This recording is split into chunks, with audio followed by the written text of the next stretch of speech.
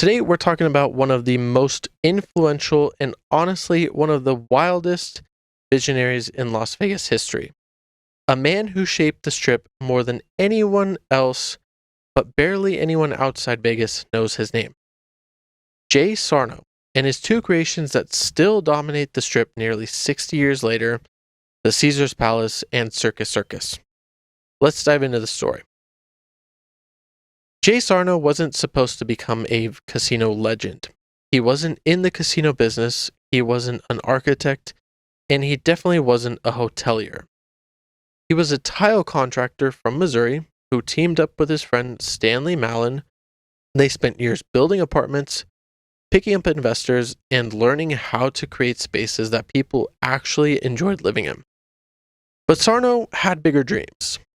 Dreams that led him straight to Vegas in the mid-1960s.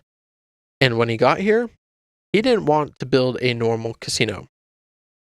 Sarno believed that a casino should be a fantasy world, something immersive, something theatrical, something you don't forget when you go home. So, he created Caesar's Palace, a resort that felt like stepping into ancient Rome, but with 1960s Vegas glamour. Marble columns, fountains, statues, Roman goddesses greeting you at the door, and everything was designed to make guests feel like VIPs. Caesars opened in 1966 and immediately changed the strip forever.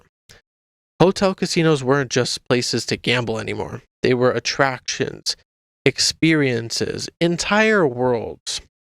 And here's the crazy part. Caesars is still one of the highest earning casinos on the strip today. So the formula that Sarno created still works.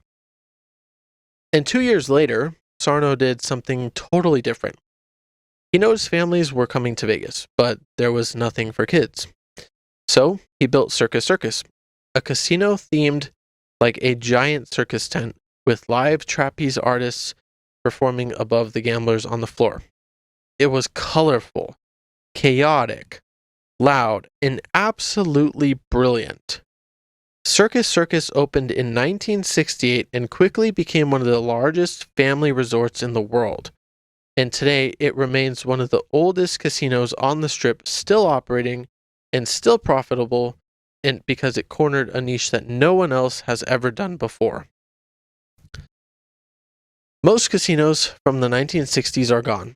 The dunes, Stardust, Sands, they're all demolished. But Caesar's Palace and Circus still here, still making money, and they're still iconic. And the reason is simple. Sarno designed casinos around emotion. He built worlds, not buildings. He gave people memories, not just blackjack tables. And that philosophy shaped the megaresorts that followed. Jay Sarno only built 2 major casinos in Las Vegas. But those 2 creations ended up becoming some of the most successful properties ever to stand on the strip. Circus, Caesar's Palace, 2 worlds, 1 visionary. If you enjoyed this Vegas history deep dive, make sure to subscribe and stay tuned because we've got more stories coming up every week. Shadows dancing, moving soft and slow. And as the lights fade low, I'll see you down the road.